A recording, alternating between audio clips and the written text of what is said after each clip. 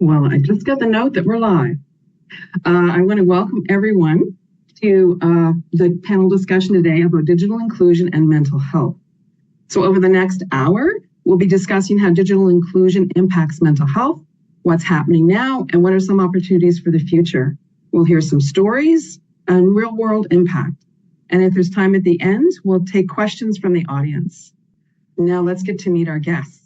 Our first panelist is Brad Rowe of Healthy Minds. So Brad, could you kick it off for us today and tell us where you work, your role there, and what you've been working on lately?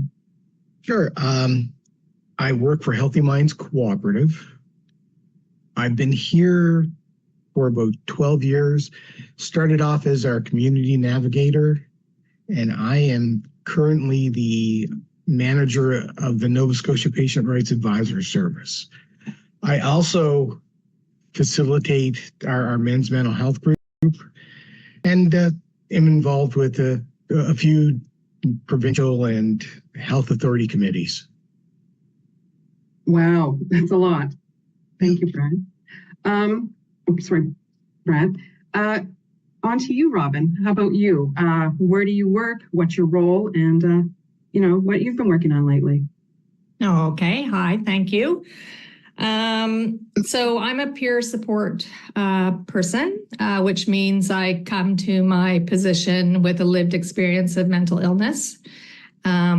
So what I do is I work for the Canadian Mental Health Association, the Halifax Dartmouth branch. So it's a smaller grassroots branch. And my positions are both social clubs program co-lead. So I run the social clubs that we have. And I'm also a digital lead or digital champion. And so we're, as I said, we're a smaller group. We offer these social clubs both for people who are living with mental health concerns, and they can come to these programs that we have. It could be anywhere from karaoke to going on a trip to Lunenburg. And then we have another program that's called Building Bridges. And that's for people who really have a tough time leaving their homes or being a part of a larger group. And so it's more of a one-on-one or smaller groups programs. And so that's what we do at the Canadian Mental Health Halifax Dartmouth branch. Thank you so much, Robyn. Lots of great work happening there. Over to you, Dr. Jill Chorney. Yes, please tell us where you work, your role there, and what you've been working on lately as well. Sure, thanks. Jill's good.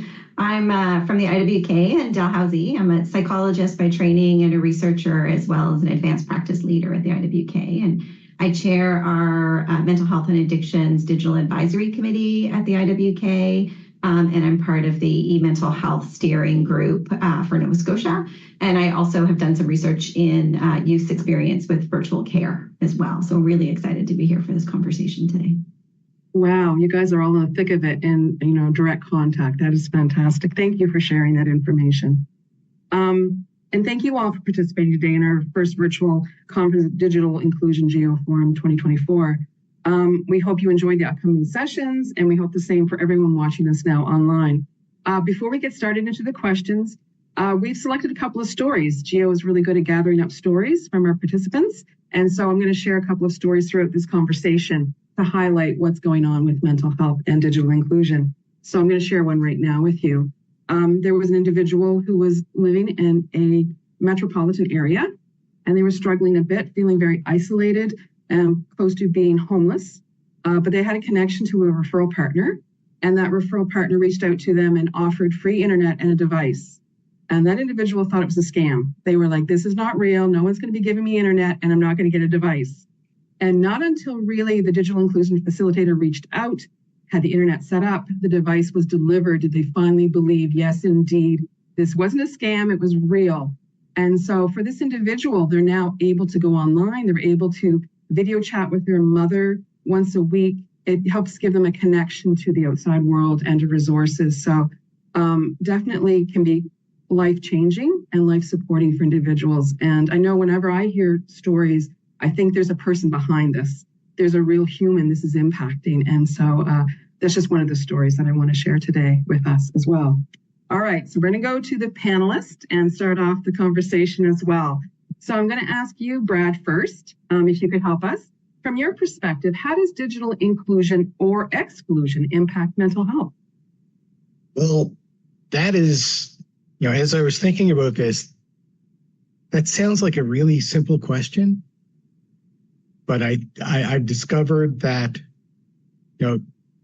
especially the way the world functions now and, post-COVID and everything has become so streamlined to online access. So accessing services, accessing healthcare, everything is really focused on, and being expedited by being online.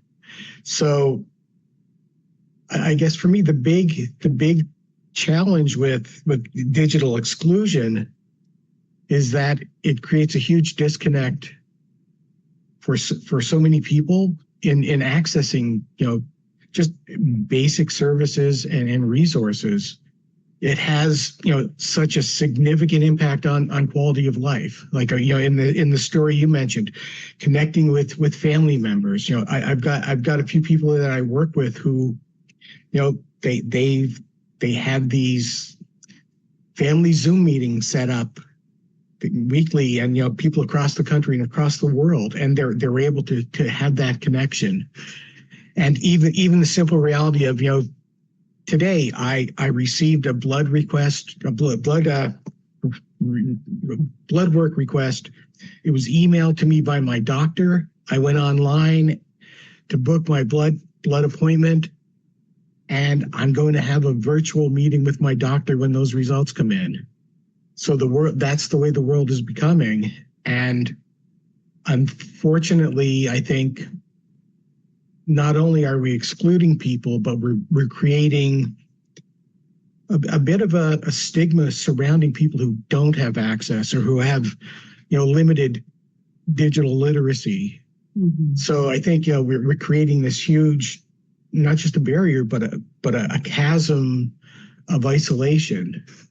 It speaks to, the reality that, we're gaining everything on our phone, our devices, and they're excluded. They aren't able to participate. And especially if you are somebody who is experiencing some mental health challenges, it exacerbates them because you are you're more alienated. Again, that disconnect.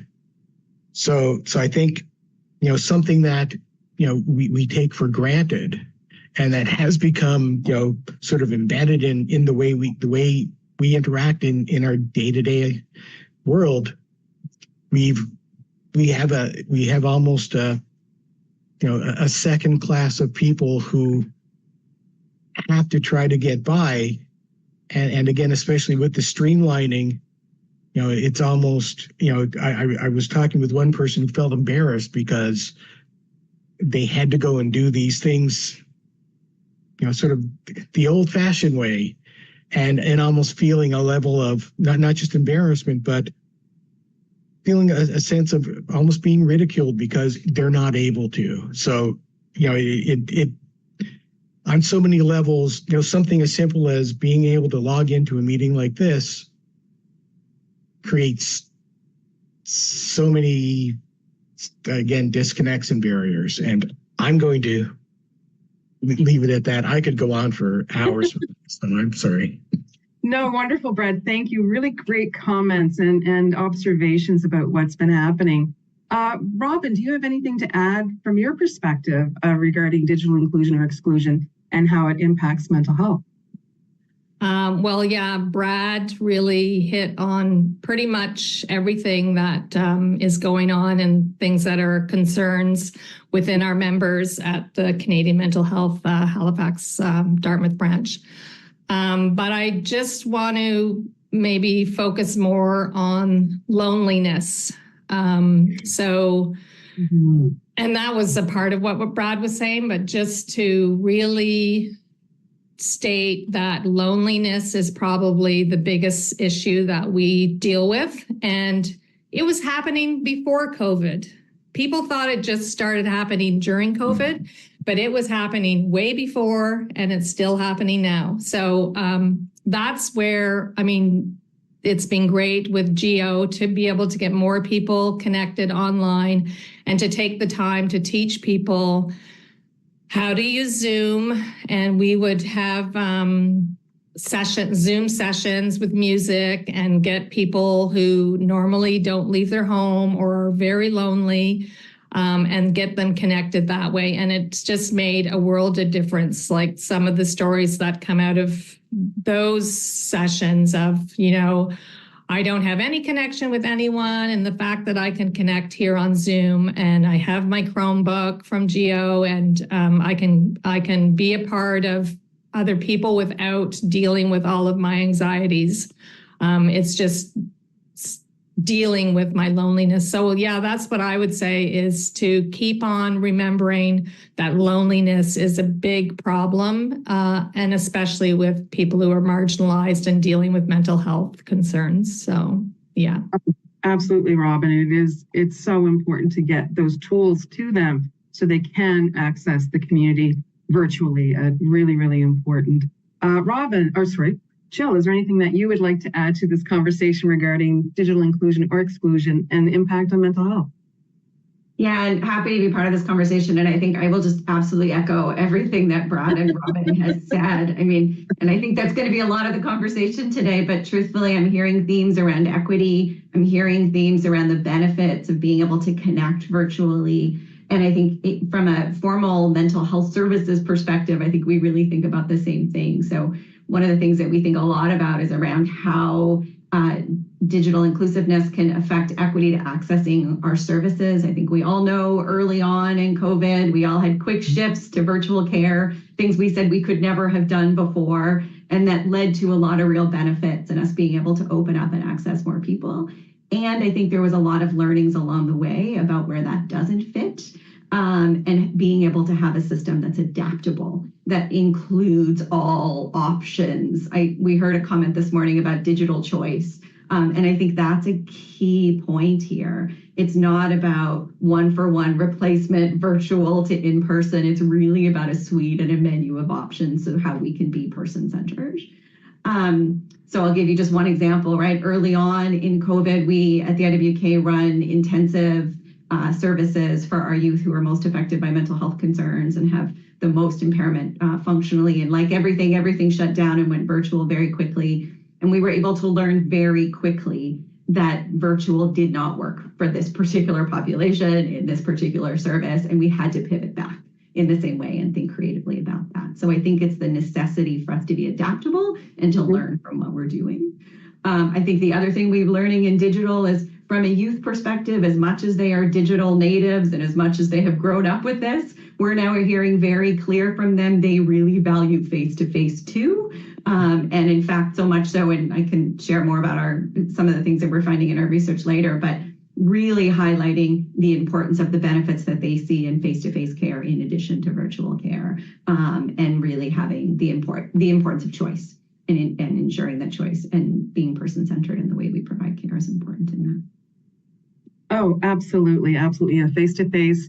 I don't think digital is going to replace that, but definitely has its place for us in our current world. Thank you so much for your insight on that. On to question 2. What are you seeing happening today related to digital inclusion and mental health? And I'm going to pop this over to you, Robyn, to respond to this, if you wouldn't mind. Sorry, can you repeat that? Sure. It says, what are you seeing happening today related to digital inclusion and mental health? That was funny. My phone just talked back to me asking you to repeat that. I don't know what, I'm having a digital moment. No worries. Okay, last time. Yes. What do you see happening today related to digital inclusion and mental health? Okay. Well, this is also something that Brad touched on, where when you see other people using means through digital services, signing up for a doctor, finding out what's happening at the library, doing all those different things that you can actually do, then people are going to feel excluded. So if there's a way to have more time and people to be helping with teaching people how to use all of these different forms of digital services, then I think it could really be helpful in the future. And we are doing our best to help as many people as possible.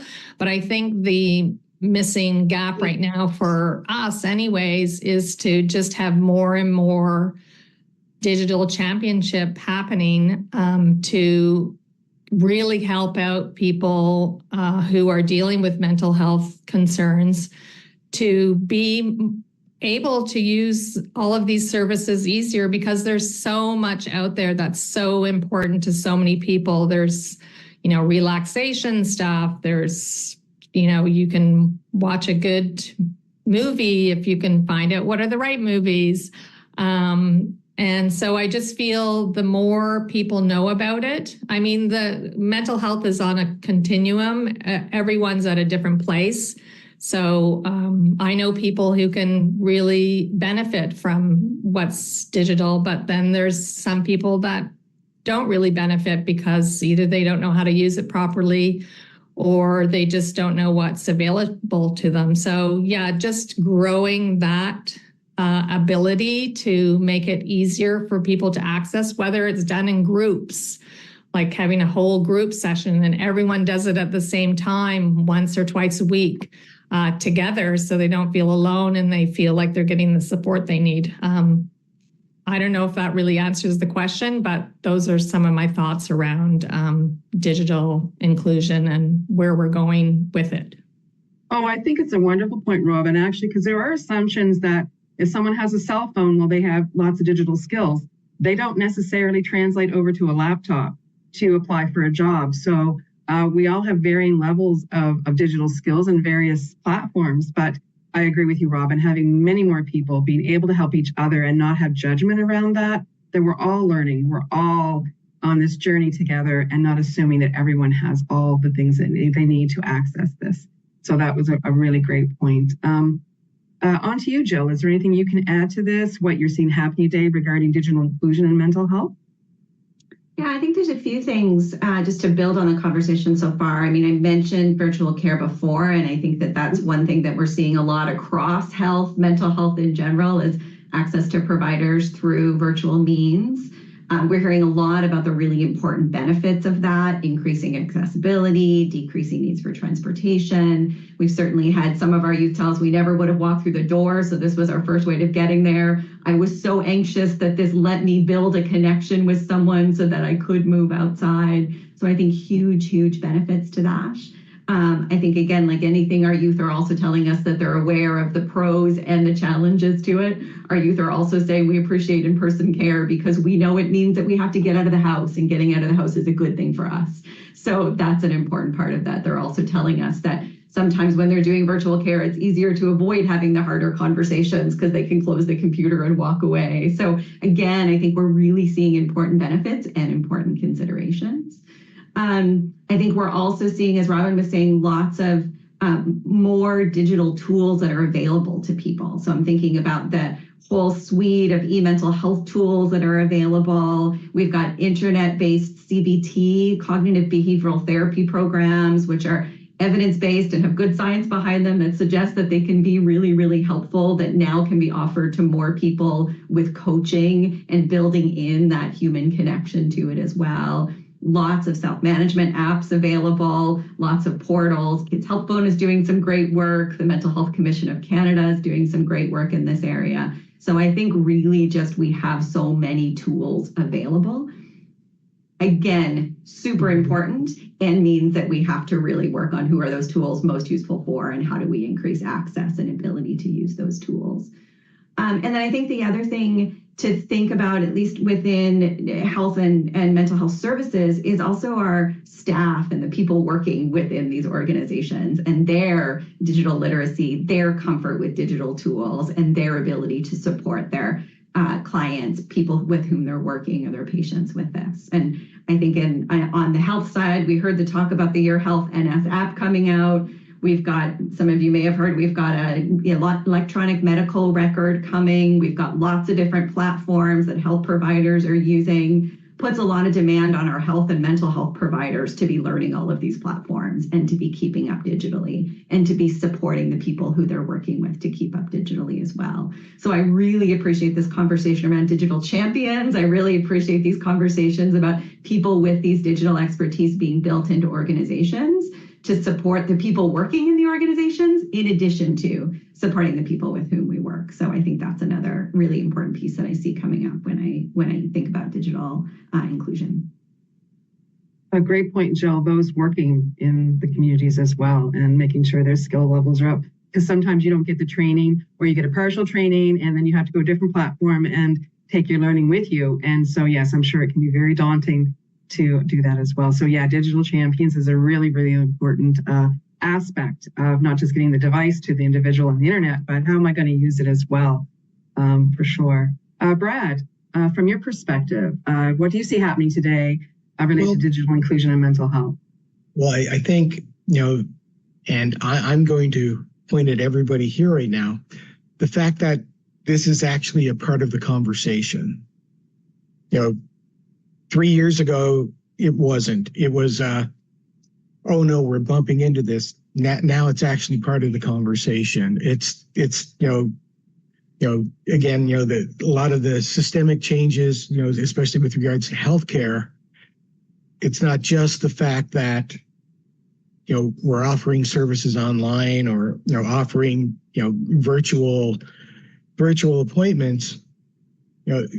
There's also that question being asked of, do people have access to it, and what's available out there? So I think, for me, that's one of the things where, it certainly hasn't reached that, capacity where it should be. But I think, it's the changes that we've been making, again, in these systems, there's also that parallel of recognizing the gap and having the conversation about the gap. And again, the reality of like organizations like GEO Nova Scotia doing this incredible thing. And then other organizations like CMHA, like Robyn, you mentioned, talking about providing, support in literacy and things like that. So there's a recognition of the benefits of having these access, these services and access to these things.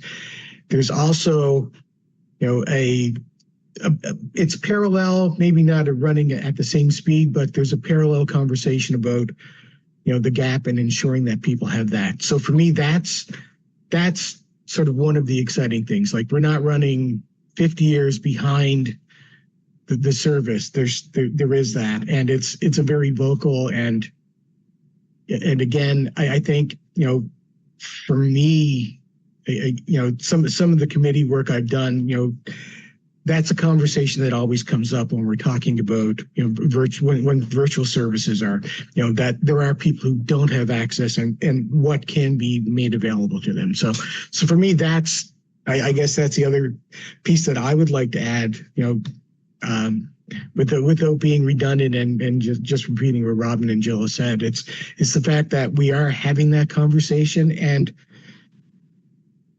we are looking at, what can we do to impact that gap? Oh, absolutely, Brad. I was thinking this morning when Aaron was speaking about the momentum. A few years ago, we never talked about digital inclusion. It wasn't a word. It was a hushed tone over there. It wasn't really till COVID happened. I know in the work that I was doing at the time, supporting people who were at risk of being homeless, it was life or death for some people. It was like, how do we contact them? How do we get them somewhere safe? And then it really became part of a broader conversation. And I hope it is a very broad conversation, because digital inclusion isn't just about including someone on a computer. It's such a broader thought and concept. And how do we, like Brad said, how do we jump that chasm from those that don't have that access or don't have that knowledge to how to access that? How do we bridge that for them and support them on that journey? So great insight. Yes, Robyn. I was just going to say, ironically, when all of this was happening, we at CMHA, we decided to do information sheets that were printed on paper because that chasm, like you mentioned, was just such a huge leap. You can actually still download them from our website. We passed them around to the community, and they were helpful for a lot of people. A lot of people just can't go from doing the lesson digitally to become digitally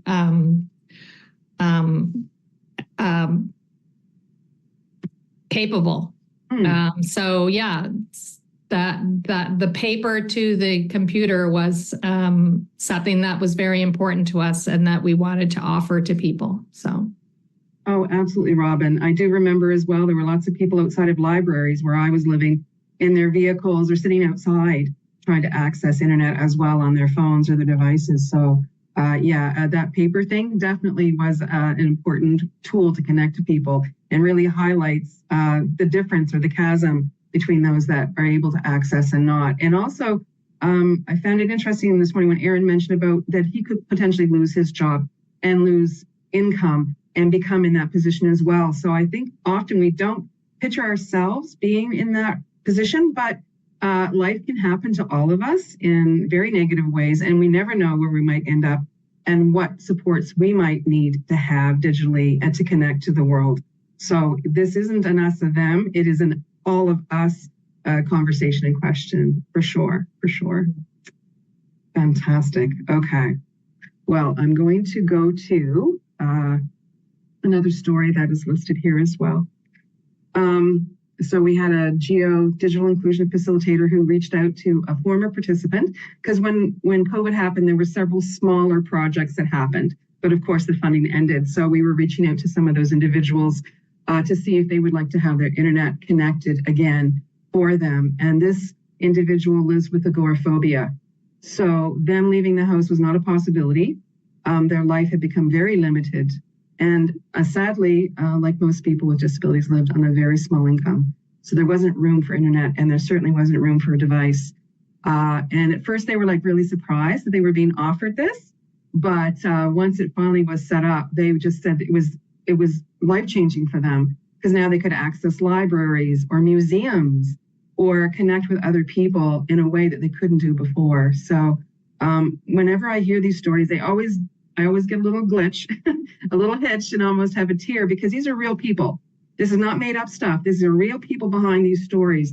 And when you think about how simple it is to give someone internet and device, and how impactful in a positive way it is in their world, it's like, we need to get this going. We need to have more people connected so they have the resources that they need to live a fulfilling life, not just surviving, but have a fulfilling life as well.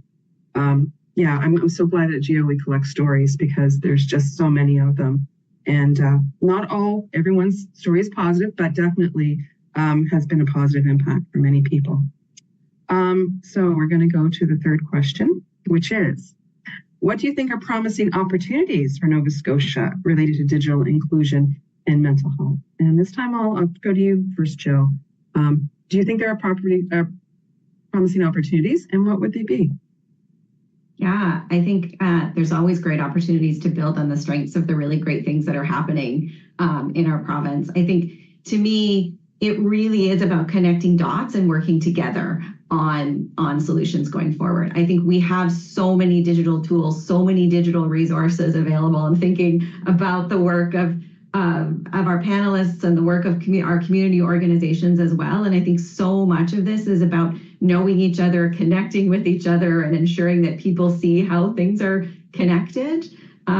Sometimes within the sort of health and mental health services sector, we see risks of, if there's too many things, then we lose track of what it is, and how do we ensure that things are being offered in coordinated ways and in collaboration. So I think I'm really, really excited about that. I think the other thing in some new things coming out of research and some new things that are coming out of potential within integrating digital into care is that sometimes we think about digital as we can offer care through digital means like virtual care or apps. I think the thing that we're thinking about a lot now is how we can use digital to enhance and optimize the care that's being provided. And I see a lot of opportunities for this going forward. So one, for example, is we're now starting to implement it's called a measurement-based care platform. Sounds really technical and really fancy, but it's really a way of ensuring that at every single session, every single contact that we have with the people who we're serving, we collect measures to learn about their experiences, to learn about their symptoms, to learn about their outcomes, and then use that data to help us plan together what our next services are.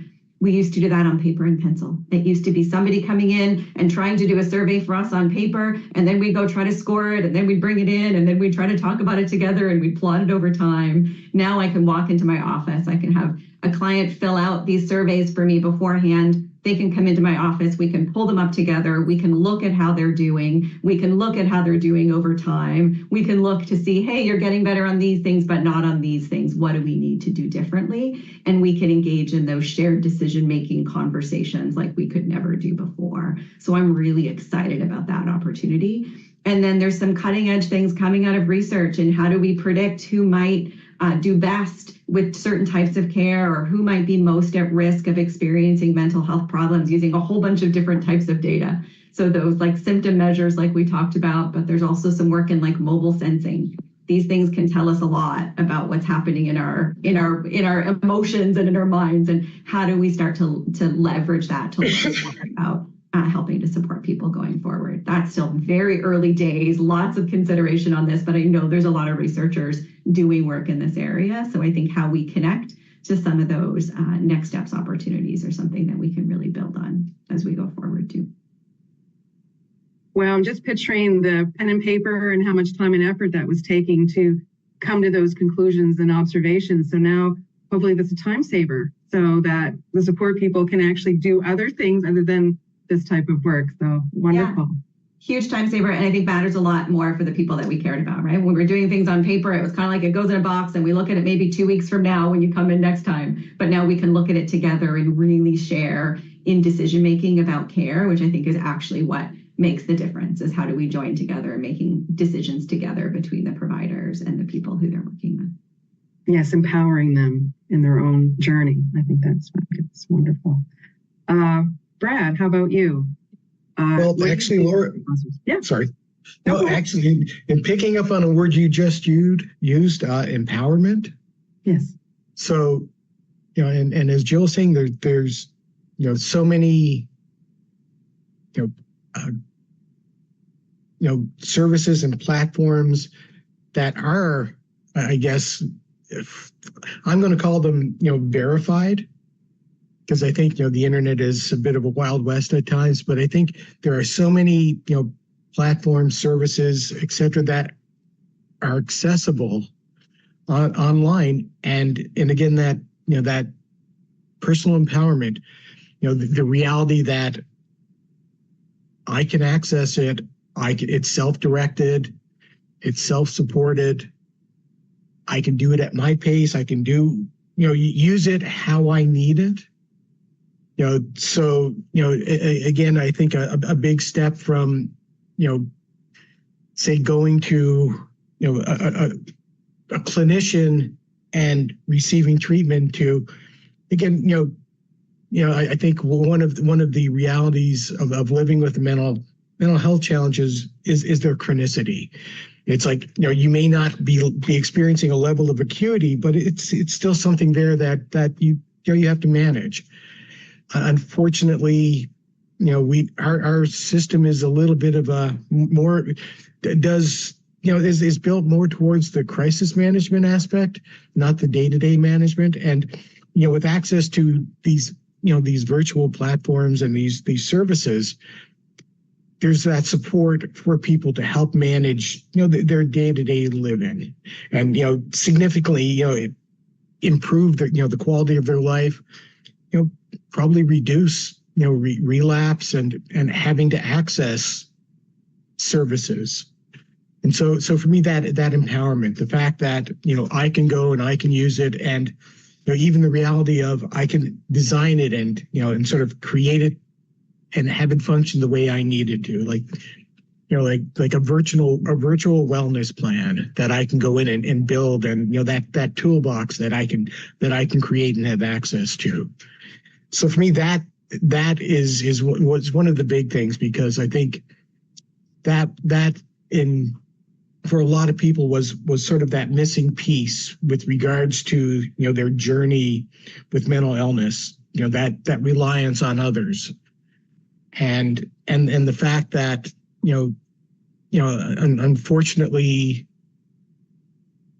we didn't always cultivate those habits of self-management and engagement. And so, rather than going through that cycle of, receiving treatment, stability, and then slowly moving into a relapse, it's empowering people to, take a little, and I hate the word control, but take a little control of their well-being and being able to engage and do these things without a direct intervention.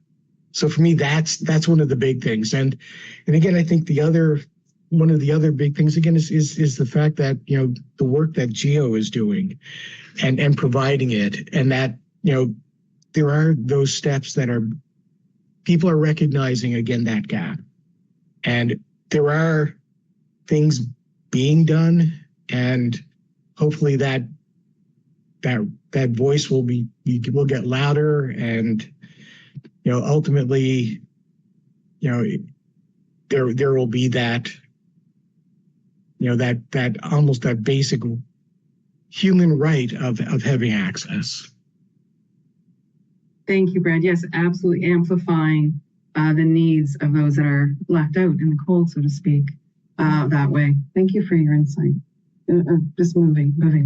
Robyn, what do you think is promising? Are some promising opportunities regarding digital inclusion and mental health? So yeah, just once again mentioning loneliness and exclusion. So moving forward from there and helping reduce that. I think some of the things that we've been doing, if they become more and more available to more people, then obviously it's a better future, and it's a better future for digital inclusion. So some of the things that we do is a hybrid event. So we do have our regular group that will get together, and for instance, we'll have a guest speaker. So that guest speaker might have a PowerPoint. So we get them on Zoom, and then we invite all the people that are members that didn't want to come to the club that day for whatever reasons, mental health reasons mostly. But then, so they're being included. Loneliness goes down. But then the fact that maybe one day they'll actually want to come to the club. So there is that face-to-face possibility in the future, all because of digital inclusion. So that's one thing that we do. So the more we do that, the better it gets, the better it is, the better it gets, the more people that are accessing that, the better it is. Another thing is we have a member, he actually has his own phone, but to know that there are phones available through GEO now, I think is awesome, because it's a great introduction for people to get into the digital world. So he works, but he's on a sick leave. Well, he was able to, with help, figure out how to do his EI on his phone.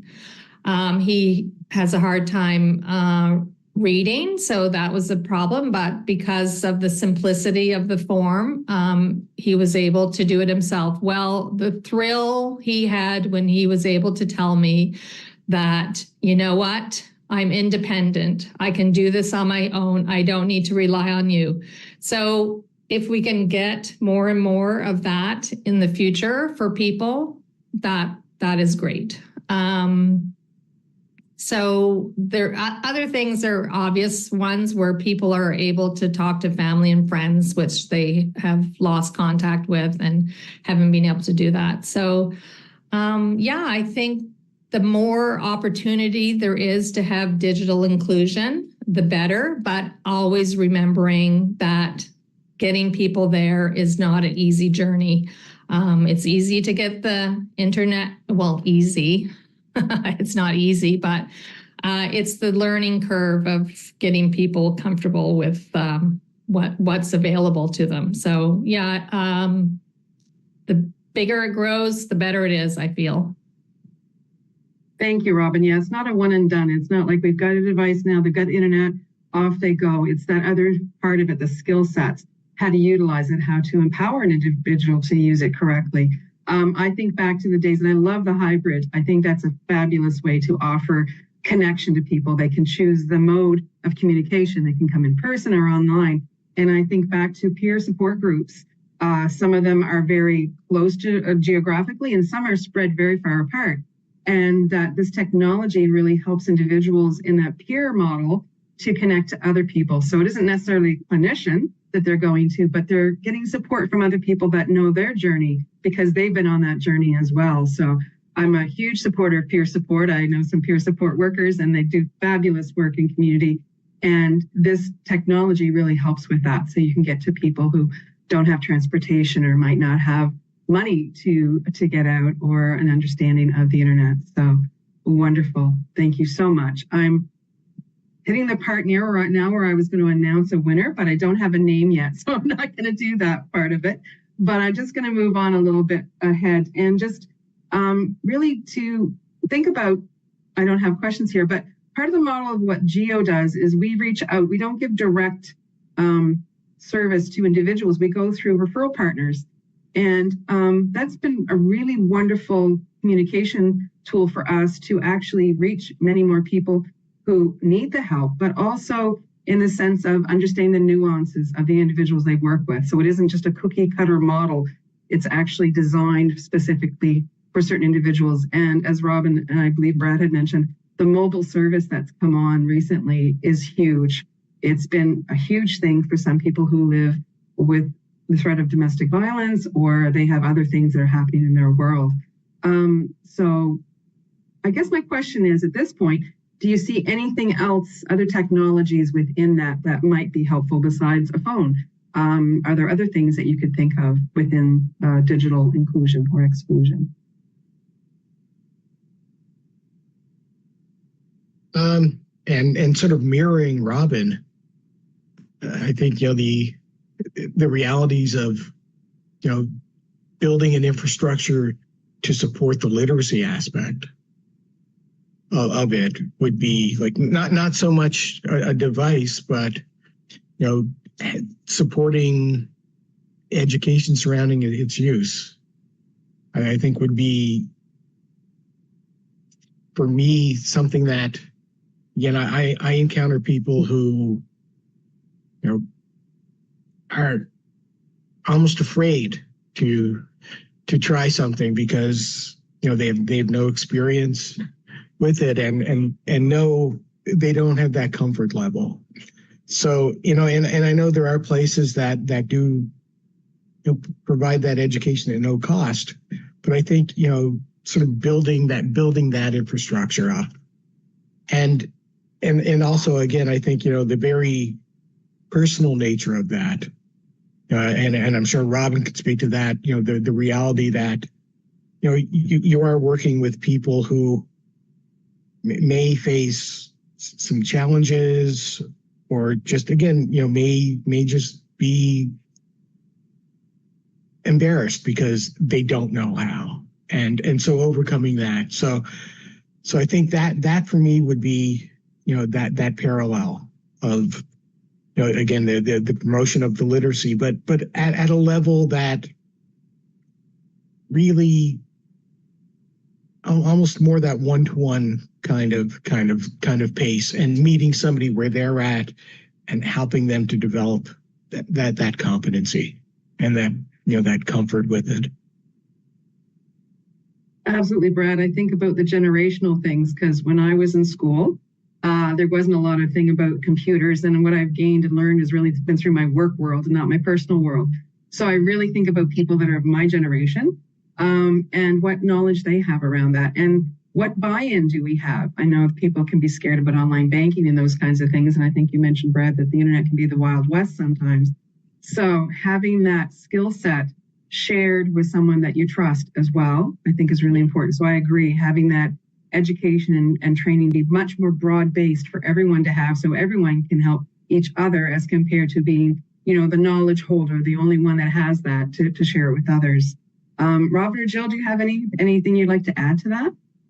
I was going to say that it would be wonderful if our members or anyone out there who's accessing this information could get free subscriptions to music or movies or anything that, other people can get. I know there is a way to do it through the library, but it's just a little more complicated. So yeah, I know so many people that have a tough time getting the music that they want to get and have it on. One person has like a little Android iPod and he wants to have music on it, but I can't really help them out in many ways unless they have a subscription to somewhere. So, that would be a wish list for me to make that a little more accessible for people. I think that's really timely, Robyn, because I heard this morning something about the Google App Store. They were talking about opening that up to more individuals and not being quite so pricey. So I think, yeah, you're right. I think you've hit on something.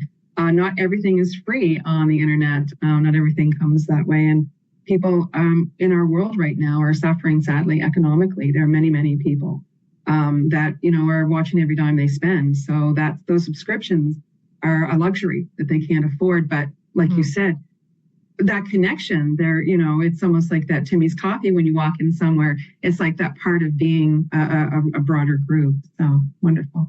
Jill, how about you? Are there any other technologies within digital that you could see might be helpful? Yeah, I love this conversation about subscriptions and about access to what's available online, because I think getting online is one thing. And Brad, you mentioned this before in terms of the internet sometimes being the Wild West. It's also helping people navigate what are the resources and tools out there. What are the free ones that are good? What are the free ones that aren't good? What do we support that has a cost associated with it? And really, again, back to that word empowering people to be making informed decisions about where they're engaging online. And then, how we support some of those apps or subscriptions that do have costs associated with them, but have good effects or would make a difference for people. I think that's huge.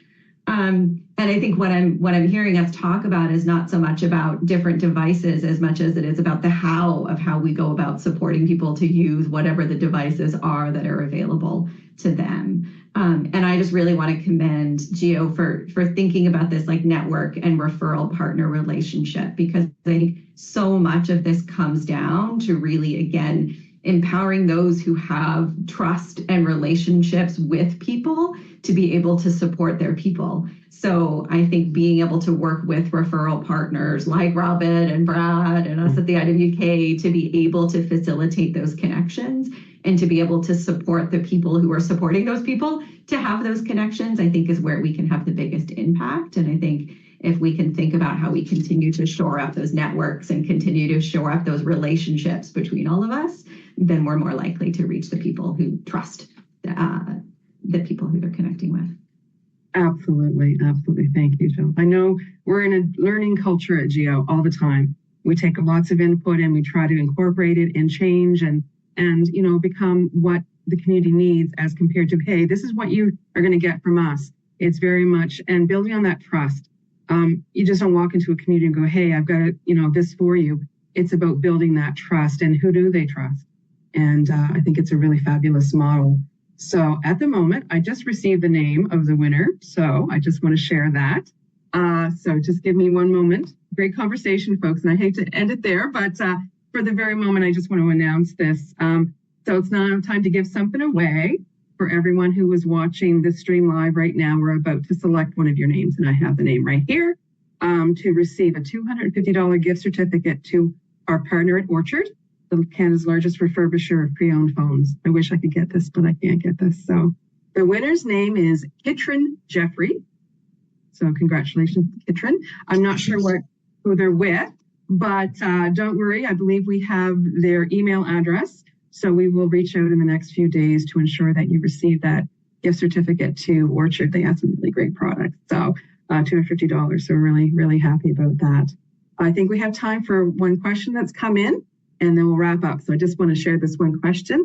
It says, building on digital training, the need to support people to be safe online. Many folks I work with are vulnerable to scams and other exploitations online.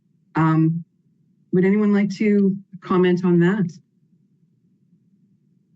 Well, I know there are some resources that GEO offers, and they're always open to answering questions. If you have any questions, I've definitely run into this problem a few times, and we have set up little training sessions for people, and it's changing all the time, of course, like everything that is digital.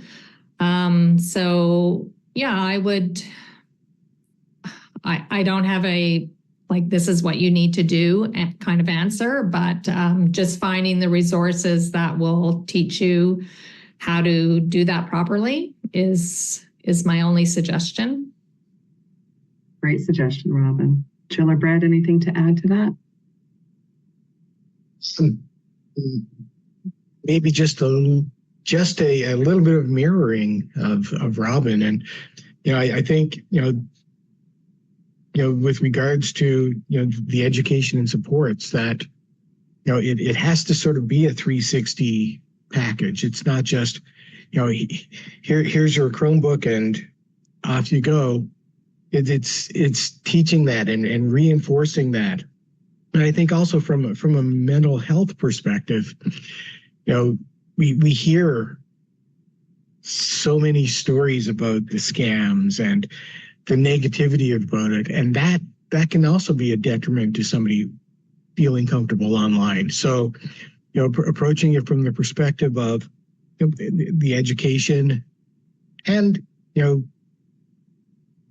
as Jill mentioned, that there are those sort of those safer sites, or those good sites, or those good places, and I think making that available, and quite honestly, probably making that available in some form of hard copy, so that it's accessible for somebody who's just venturing on that journey.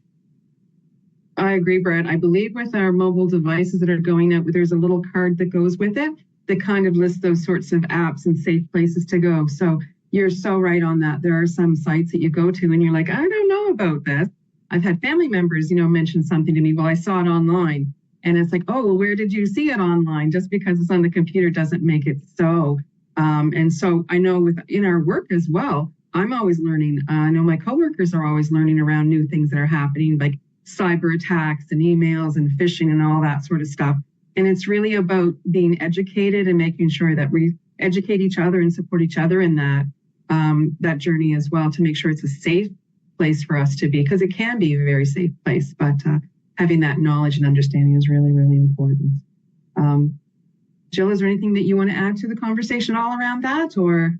Just appreciating the conversation, and I agree with everyone. I think it's about really broadly thinking about digital literacy generally, and thinking about, I heard Brad say the word and I think to me that's the big part of this, right? Huge benefits, absolutely, and risks that we have to be aware of and figure out how to help with. And I think the more we have those conversations, the better it is. I'm similar to Robyn. I know that I have like the one tool to point us to, but I think to me, it's actually about knowing who are the people who I can ask these questions of, who are the people that I can trust to go when I run into a problem, when I'm not sure about something, when should I reach out, when should I ask a question, and who should that be? And I think that's why, again, I really thinking a lot more these days about those digital champion kinds of roles, or those having those people who are the go-tos who people feel comfortable coming to answer those questions, because it's hard to keep up with this stuff. And it's hard to keep up with everything that's happening. I think one time we gave a session and all the information that I got was from RCMP. And they have a page of listing scams and all the things that are going on, and then links to, so if you get a safe, I think it was RCMP or Halifax Police. Anyways, that's a good place to start anyway. Thank you, Robyn. That's a really great resource to check on around that. Wonderful. Thank you. Well, I'm looking at the time and I'm going, this hour has passed so quickly. I've been enjoying this conversation so much with you guys. I can't even tell you how much I've enjoyed this conversation around digital inclusion and mental health. I'm just going to wrap up right now and end the session. So just give me 1 second here. I just want to thank all of our panelists today, Jill and Robyn and Brad, for your knowledge and expertise and taking the time today to come to have this conversation with us. Thank you very much on this very important topic.